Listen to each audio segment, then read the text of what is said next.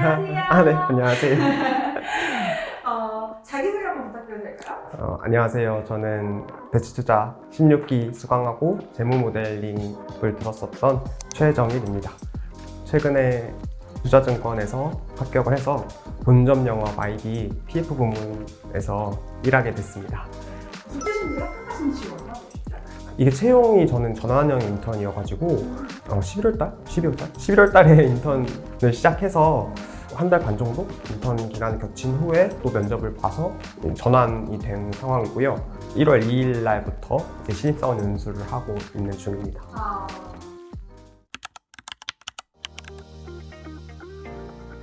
나이가 어떻게 되세요? 저 나이는 이제 29, 95년생이고요.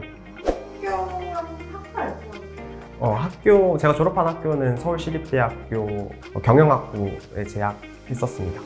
그렇고 그 다음에 학회나 대외 활동 해보신 게 있으세요? 대학교 1학년 때 증권연구에 잠깐 했었는데 주식에 대해서 어쨌든 금융시장에 대해서 한번 알아보자라고 했었던.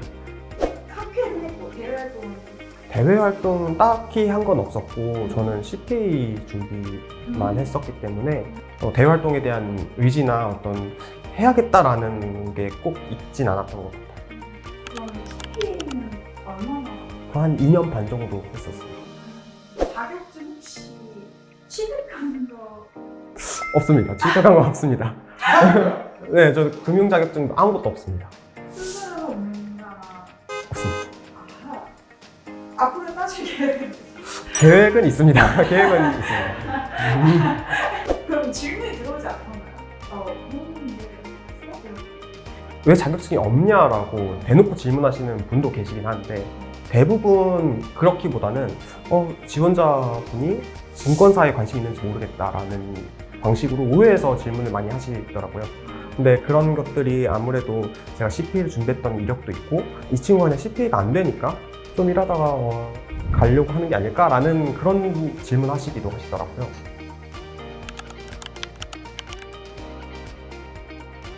금융 자격증을 안 따고 무조건 그냥 뭘로 할 거야 라고 하시는 분들한테는 금융 자격증 하나만 땄으면 좋겠다. 그 정도 그냥 제가 이 증권사 혹은 자산운용사에 관심이 있었습니다 라는 어필용 하나만 정도로 딸 수 있는 게 괜찮은 것 같고, 혹시나 이 영상을 보시는 분들 중에서도 CFA를 따야 되는데 나 CFA 레벨 1 이번에 시험 보기로 했는데 물론 접수하셨으면 보셔야 되겠지만 굳이 CFA를 모두 따야만 한다라고 이야기하시는 분들 저는 단 한 분도 만나 뵙지 못했거든요.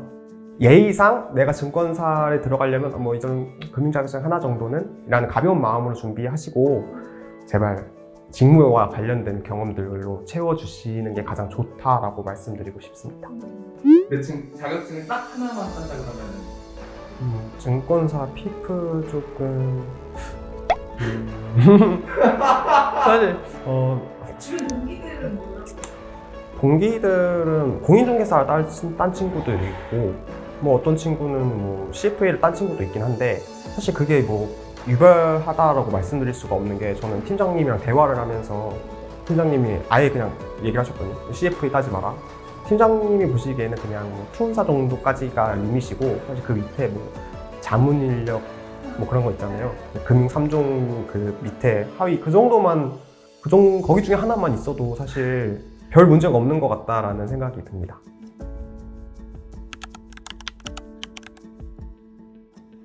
사실 인턴 경험이 가장 중요한 것 같긴 합니다.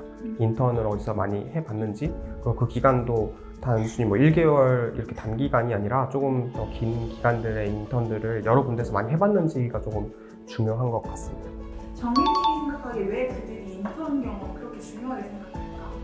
인턴 경험에 대해서 많은 생각을 가지고 말씀하시는 것 같지는 않아요.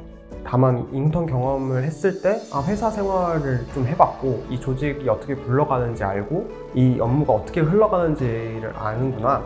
내가 너한테 이 일을 맡기고 이 일을 네가 했을 때 이 일이 어느 부분에서 어떤 역할을 하는지를 네가 알고 있으니 적어도 이 애를 데려다 놓으면 좀 더 빠르게 적응하고 빠르게 업무에 투입할 수 있겠구나라는 생각을 하시는 게 아닌가라는 생각이 듭니다. 30개? 20개 상의를 하지 않았을까요? 그 중에 면접은? 4번? 4번 본 것 같은데?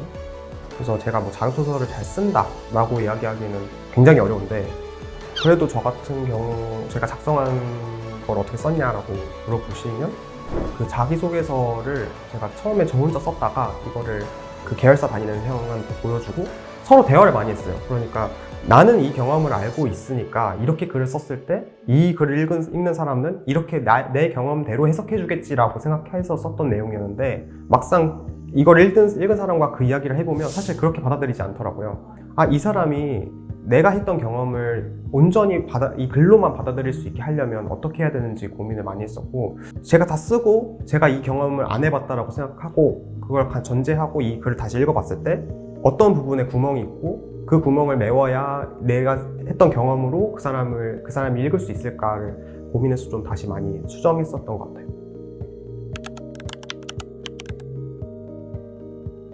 네, 저는 다른 분들이 보시기에는 이게 굳이 왜 쓰냐 라고 얘기를 많이 하시는 경우도 있는 것 같은데, 저한테는 ECP 시험 때문에 금융시장으로 진입하려고 생각을 했었고, 경영 그리고 세법 이런 부분들, 상법 이런 법률적인 부분들까지 사실 폭넓게 공부할 수 있는 기회가 거의 없기 때문에 제가 이 커리어를 시작하게 된 계기고, 그런 밑바탕을 제공해 줬습니다라는 걸 표현해 줄 수 있는 것들을 반드시 자소서에 담아야 된다고 생각했어요.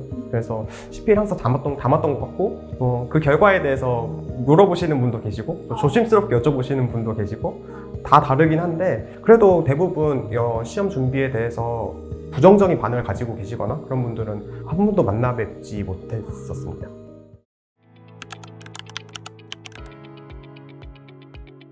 팀장님한테 여쭤보긴 했었는데, 자기소개서 항목 중에 성격이나 자신의 장단점을 쓰는 항목이 있었는데, 거기에 이제 제가 학교 생활을 하면서 어떻게 일을 매니징하고 프로젝트를 할 때 어떻게 팀원들을 매니징하는지에 대해서 썼었고, 리딩하는 경험에 대해서 많은 분들이 쓰실 거라고 생각해서 저는 오히려 좀 협력하고 제가 어떻게 보조할지에 대해서 좀 많이 썼던 것 같습니다. 사람들과 잘 어우러지는 방법, 그리고 갈등을 어떻게 매니징하는지에 대한 경험들을 썼었는데, 그런 부분들이 얘가 우리 조직에 왔을 때 무난하게 탈 없이 잘 적응하고 같이 일을 해볼 만 하겠다라고 생각을 하셨다고.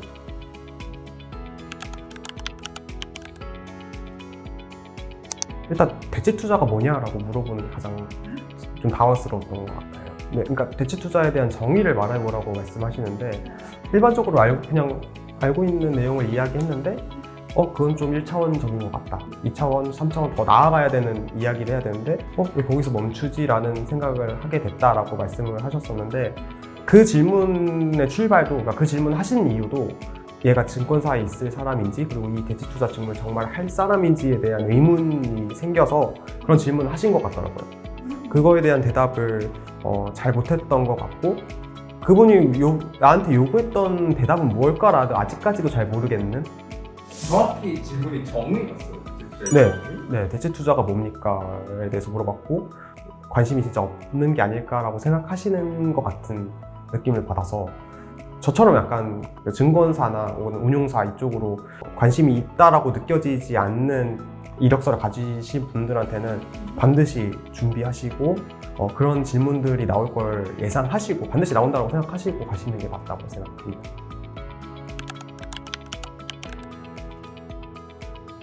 정량적인 스펙에 대해서 고민을 하고 계신 분들은 적어도 저처럼 금융 자격증이 하나도 없으신 분이라면 그냥 가벼운 자격증 하나 정도 따서 나중에 면접 때 괜히 얘는 자격증도 없는데 여기 지원했지? 라는 생각이 들지는 않게끔 하는 준비 정도만 하시고, 최대한 내가 이 일을 왜 사랑하고 이 일을 해야 되는지, 그리고 내가 왜 증권업, 자산운용업, 왜 이런 회사로 와서 내 커리어를 꿈꾸고 싶은지에 대해서 자기소개서에 마음껏 풀어내실 수 있는 시간을 꼭 가지시고 그거에 대해서 고민하시길 바라겠습니다.